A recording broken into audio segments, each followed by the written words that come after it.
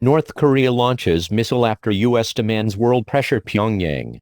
North Korea launched a missile Friday in a show of defiance after the U.S. convened an international meeting to call for greater sustained pressure on the isolated country. Secretary of State Rex Tillerson called on the world community Friday to drastically increase pressure on North Korea, warning that failure to do so could be catastrophic and that the U.S. is prepared to take military action against the rogue regime if necessary. Shortly after Tillerson finished his final activity at the UN meeting with Secretary General Antonio Guterres, Pyongyang launched a missile toward the Sea of Japan, also known as the East Sea, but it blew up over land, according to a U.S. official. The launch seemed timed to be a response to Tillerson's call for international action and, perhaps, was North Korea calling the Trump administration's bluff after a week of increasingly tough rhetoric about how Washington will respond to what it sees as Pyongyang's bad behavior. All options for responding to future provocations must remain on the table, Tillerson had said earlier in the day. Diplomatic and financial leverage or power will be backed up by willingness to counteract North Korean aggression with military action, if necessary. The U.S. official said the projectile was a probable KN-17, a medium-range ballistic missile, launched from Pyongyang airfield. A White House statement Friday evening said the administration was aware of the test and that the president had been briefed.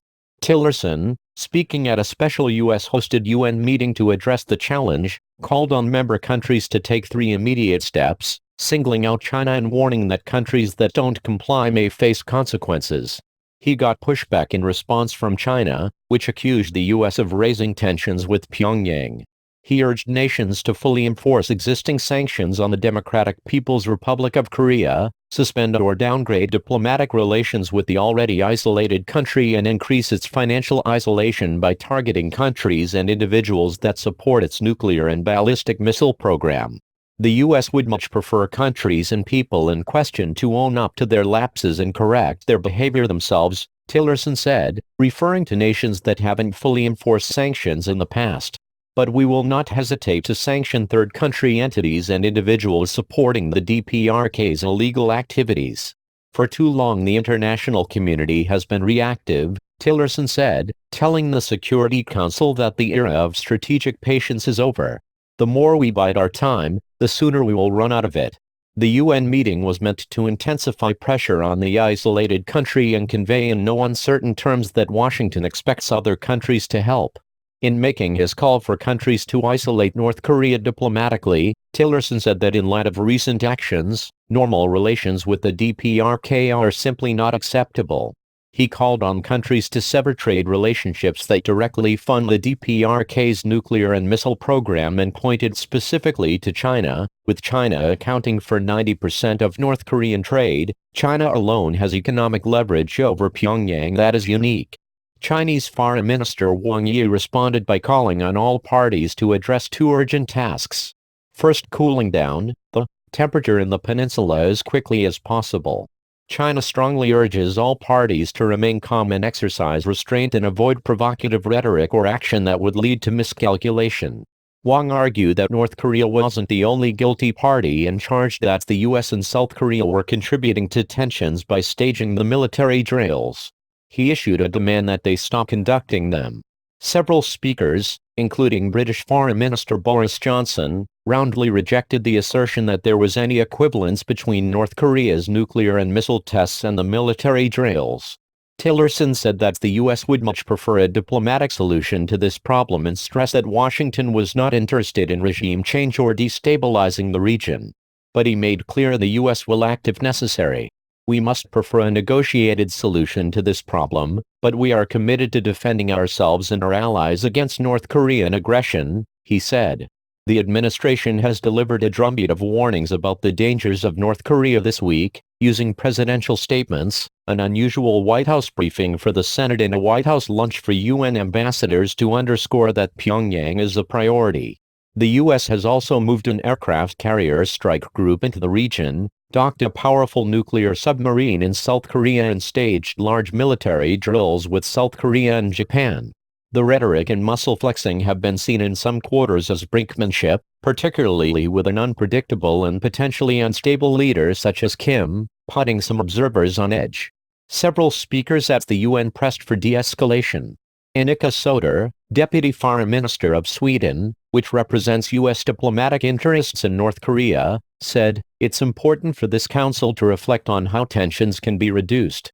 Ethiopian Foreign Minister Workneh Gebrehayot urged deliberation to ensure that matters do not get out of hand by accident and warned against a slide into war from which no one would benefit. There was also international condemnation of North Korea's missile test. Uruguay UN Ambassador Elbio Rosselli, who sits on the Security Council, called it very disgraceful, adding that it was against international law and humanity. The UN meeting comes a day after Tillerson told NPR that the U.S. is willing to engage in talks with North Korea, even as President Donald Trump warned about the possibility of armed conflict with the nuclear-armed regime. Tillerson told NPR Thursday that the U.S. would be willing to negotiate with Pyongyang. But he told the Security Council Friday that North Korea must first abide by UN resolutions before that happens. "We will not reward their bad behavior with talks," Tillerson said at the close of the meeting. "We will only engage in talks with North Korea when they exhibit a good faith commitment to abiding by the Security Council resolutions and their past promises to end their nuclear programs." Vice President Mike Pence indicated in a recent interview with CNN that the administration doesn't think talks with North Korean leader Kim Jong-un would happen anytime soon. "The only thing we need to hear from North Korea is that they are ending and ultimately dismantling their nuclear weapons and ballistic missiles program," Pence said aboard the USS Ronald Reagan at the Yokosuka Naval Base in Japan. Asked if he thought talks were imminent, he said, "Not at this time." As a candidate, Trump had said he would be willing to speak with Kim. But in an interview on Thursday, Trump said, "We'd love to solve things diplomatically, but it's very difficult." Speaking with Reuters in the Oval Office, the president added that there is a chance that we could end up having a major conflict with North Korea. "Absolutely. The net effect is a hardball carrot-and-stick approach, with the Trump administration signaling that it's willing to recognize North Korean diplomatic talks, but that it will take action if Pyongyang doesn't meet U.S. demands." The approach has also come with a shift in rhetoric about Kim, with Tillerson telling Fox News that all indications are that he is not crazy. Citing intelligence assessments and psychological analyses, Tillerson said, "He may be ruthless, and he may be a murderer, he may be someone who, in many respects, we would say by our standards is irrational. But he is not insane." And Trump expressed something that sounded like sympathy for the 33-year-old autocrat. "He's 27 years old. His father dies, took over a regime.